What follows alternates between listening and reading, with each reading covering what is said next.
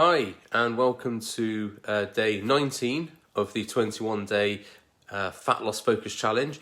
And today I'm going to talk about being the product of your environment and how you can work to make sure that, as well as you doing things right, you are in the right environment for success. Now, I did cover this briefly in yesterday's video where I talked about having fake friends who drag you down, and it was the bucket of crabs analogy, where if you're making success with your weight loss efforts, people might be trying to stop that or put a spanner in the works, sometimes consciously, sometimes unconsciously, but that's part of your environment. Now, in the diet ecosystem, which is the way I measure client success and the way I measure client weaknesses in order to improve, there's 12 points, but they're divided into 4 categories. And you have do, which is obviously exercise and activity. You have eat, which is obviously eating food and making sure your calories are right. Then you have think, which is working with your brain and making sure you have an accountability partner and doing proper routines. And then you have influence, and influence is the environment you're in. Now, there's 3 main environments that we are in for most of our life. We are in either the work environment, the social environment, or the friends or the family environment. So you're going to be in one of those environments. If you live by yourself, then you might be in a excluded environment for a period of time. But that's still sort of the family environment, because the family environment covers everything you do when you're not at work or you're not socialising. And the family environment will include when you're sat at home on your own thinking about snacks that you want to have. Excuse me, still got a bit of a cold. So it's important that your environment is supportive of your efforts, be they for weight loss or for muscle gain or a little bit of both. Now, an example of this is that I've worked with clients who have told me numerous times, this is numerous clients as well, so it's not just limited to one person, that in their office they have a table which is full of donuts and crisps and biscuits and all that sort of stuff. One guy even called or referred to it as the diabetes table, which was the name that actually the staff had given it, excuse me, because they knew that all the food on that table was probably not the best thing to be eating for their health, but they did it anyway, and it was a standing joke. And also, I worked with a guy who they used to have a Fat Fridays, where they used to order in pizzas or takeaways or everything else, McDonald's, and everybody would have that on a Friday afternoon and have a bit of a social at the same time. So that's a prime example of how your work environment is potentially not going to be helping your weight loss goals. But the problem with this is that when we are at work, we want to fit in with our tribe at work. So we need to be involved in that sort of thing. Otherwise, we get ostracized by our work colleagues and he's not participating again, So we sort of feel as though we have to take part in those things, even when we know that it's not the right thing for our weight loss efforts or our muscle building efforts or whatever you're doing. If you have a family environment, if you have friends around, your family around for a meal, or you go and see your parents, or whatever, you have your kids around if you're a parent yourself, and there's always like sweets and snacks and stuff like that around. And at Christmas is a big one for this. So at Christmas, there's always like massive tubs of like celebrations and chocolate and all that sort of thing just laid out on the living room table. And all these things, again, it's your environment's not helping if you're trying to lose weight. And then you've got your social environment, where if you are going out and most of your meetings with your friends are either in the pub or they're eating out at a takeaway somewhere, or maybe you're going out where there's always buffets, that sort of thing, and that applies to work as well. If you're always in an eating stimulus or a calorie ingestion stimulus, because the pub is still calories going in, be it by liquid form or whatever, you're still not in a situation where potentially it's going to help you. So the purpose of today's video is for you to take an honest assessment of your environment, your 3 environments. So you've got work, social, and family, and you've got to think about where are the biggest holes in my environment, because a lot of people have very supportive families and they have supportive friends, but their work is just a minefield of like chocolate and cake. And I know someone who works at Krispy Kremes, and they are just like surrounded by donuts all day. I used to work in a health food shop where they had like loads of like flapjacks and stuff, and I like flapjacks. That was a black hole for me, especially when I was dieting for a show. And all these things that are potentially there to try you and to take you off the off the track of where you want to be. Some people have supportive families, but their house is not supportive. And one question I always ask people is, if a burglar broke into your house, would they find crisps and snacks and chocolate within 30 seconds?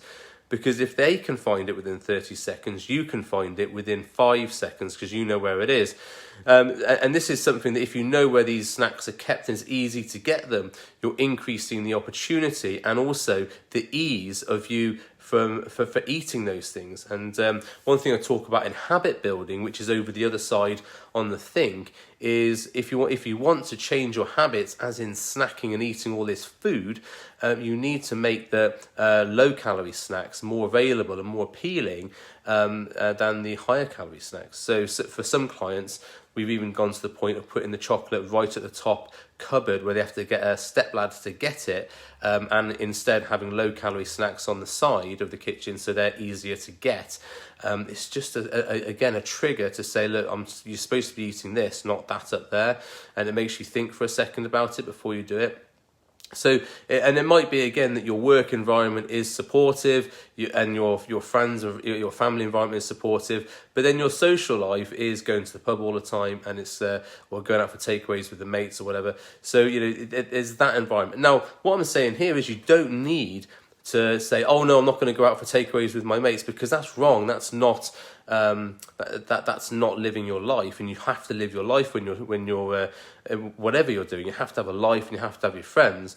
But in terms of if you're going out for a takeaway, you could take steps to potentially ward that off by, for example, loading your calories towards the end of the day and having less to eat in the beginning of the day. So it's not about shunning those environments or removing yourself from those environments. It's more of a question of coping with those environments. If you can change them, then that's great. I mean, if you can clear off the table of cakes and chocolates from your work environment, that's good. And also clearing out your eyesight, that's good, because it means that you're not thinking about it all the time. So all these things can be managed, but you need to make an assessment of where's the things I need to manage. Now, I've got a test you can take for this. It's the diet ecosystem test. I've referred to it in other videos I've done, and it's on my website.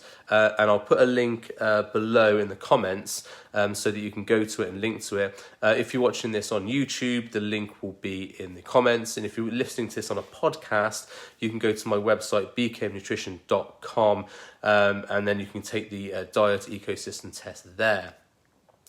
It's called the How Good Is Your Diet test. So if you take the test, what it'll do is it'll assess you on your answers. There's about 48 questions, I think, all yes or no answers. And if you take the test and answer them honestly, then it will give you a report, and it will tell you where you need to work on, what areas of your own ecosystem you need to work on, and the environment is part of that.